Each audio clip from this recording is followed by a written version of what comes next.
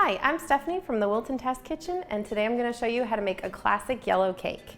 This cake is a great foundation because it has excellent structure and texture for making gorgeous layer cakes.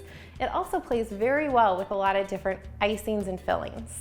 But on its own, it has great flavor from the butter and vanilla. It has a rich golden color from the eggs, and it also has a tender crumb.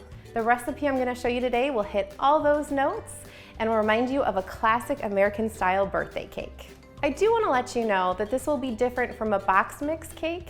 Those mixes tend to be lighter and fluffier. The cake we're making today will definitely be denser, but it'll be richer in flavor and it won't have any artificial taste because we're baking from scratch. Before we get started, I do have a few pointers to give you to make sure this recipe works for you. First, make sure your ingredients are measured correctly. It's really important that the ratios are correct because that will affect the outcome of your baked good. For more information on how to measure your ingredients, check out our video, How to Measure Ingredients Correctly, on wilton.com. Second, make sure that your milk, butter, and eggs are all at room temperature. This makes such a difference in the texture of your cake. Cakes baked with ingredients at room temperature are lighter and have a more tender texture, so don't skip this step. Lastly, use the right bakeware. For this recipe, I'm going to use two 8-inch round aluminum pans. I love these pans because they have a nice straight side, not tapered. You can use whatever you have at home.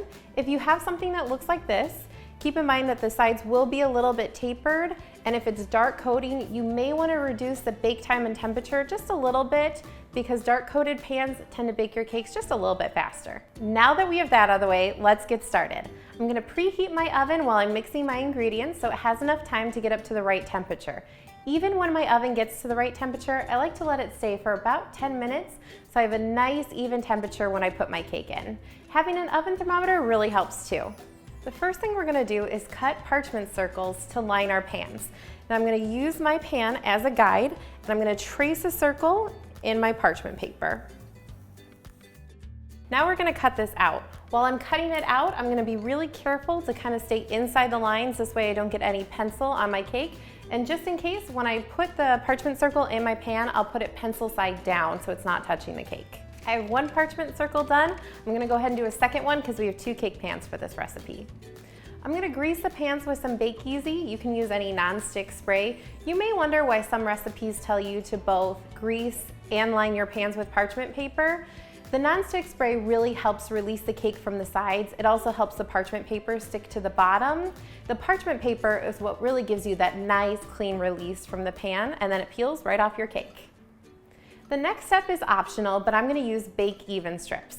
Bake Even strips cool the sides of your pan so it lessens the dome and gives you a more even bake. To use these, what you want to do is you want to take the strip, fit it around your pan, soak them for about 5 minutes in ice cold water. When that's done, you want to remove the extra water, but make sure you don't wring them out. You don't want them sopping wet, but you do want to retain some of that cold water in there, and then put them back around your pan. Now that I'm done with my prep, let's move on to our dry ingredients. I'm going to sift together the cake flour, baking powder, and salt. You'll notice in this recipe that I'm using cake flour. Cake flour has a lower protein content than all-purpose flour, giving your cake less strength and structure, but making your cake much lighter. If you can't find cake flour, you can use all-purpose flour, but just be warned, your cake might be a little bit chewier. A lot of baking recipes call for the addition of salt. Salt is actually a really important ingredient because it helps enhance the flavor. It also cuts a little bit of that sweetness. It's really important to sift together your ingredients. Not only does this aerate the mixture and remove large clumps, but it also helps to evenly distribute your leavener, which in this case is baking powder. This ensures a more even bake with no large pockets of air. Here's a helpful tip. Sift your ingredients directly onto parchment paper. This will make it easier to add it to your bowl later on. Now that I'm done sifting my ingredients, I'm going to fold in the edges of my parchment paper. This will help make sure that I don't drop any flour as I move it off to the side. Now I'm going to cream together the butter and the sugar. For this step, you'll want to use a stand mixer with a paddle attachment. You could also use a hand mixer, just be sure to use the beater attachment. For this next step, you'll want to make sure that you're using softened butter. You can take the butter out of the refrigerator about 30 to 60 minutes beforehand, so when you're ready to use it, it'll be softened but definitely not melted. A good test is to make an indent with your finger, and if you can easily make the impression, you're good to go. This next step is really about aerating your ingredients. It will help the butter melt more slowly in the oven, which makes for a fluffier cake. I'm going to beat these ingredients at a medium-high speed for about 3 to 5 minutes, making sure to scrape down the sides of the bowl often to make sure there's no clumps at the bottom. This process is going to create nice pockets of air and sugar throughout your mixture. Make sure you don't cut your creaming time too short. You really want those nice fluffy peaks. A good little test is to take a little bit and rub it between your fingers.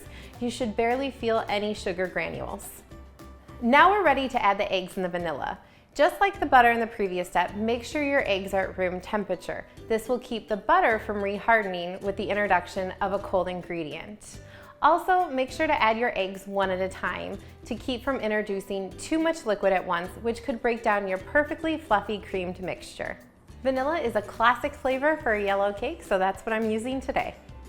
Now that the eggs and vanilla are incorporated, it's time to add in our flour mixture and milk.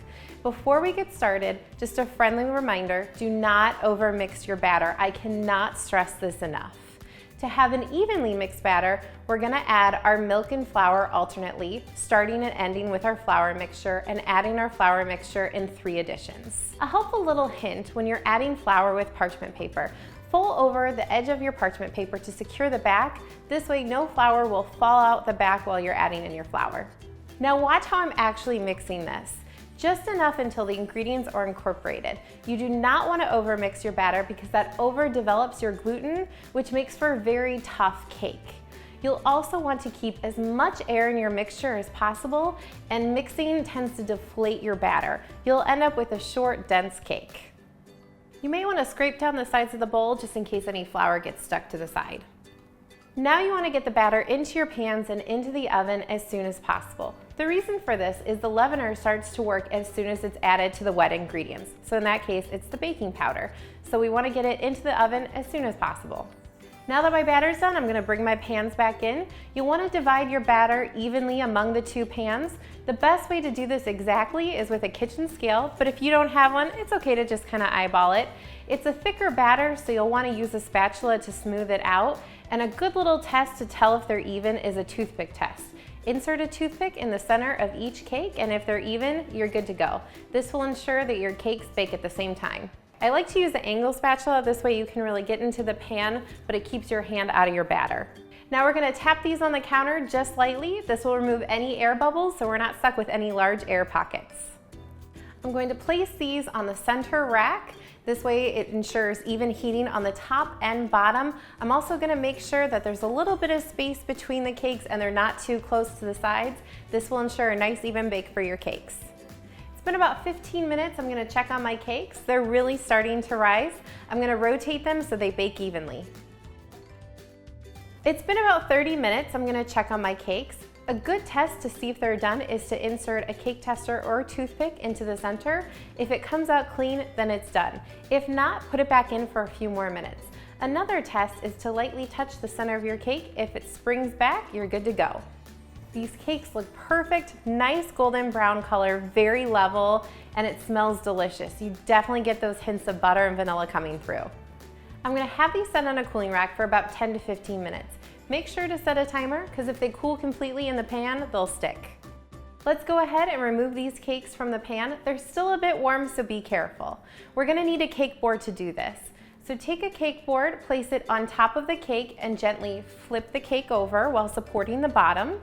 Remove the cake pan, and then gently peel back the parchment paper. See how flat the bottom of the cake is? And this color, this is exactly what you should be looking for.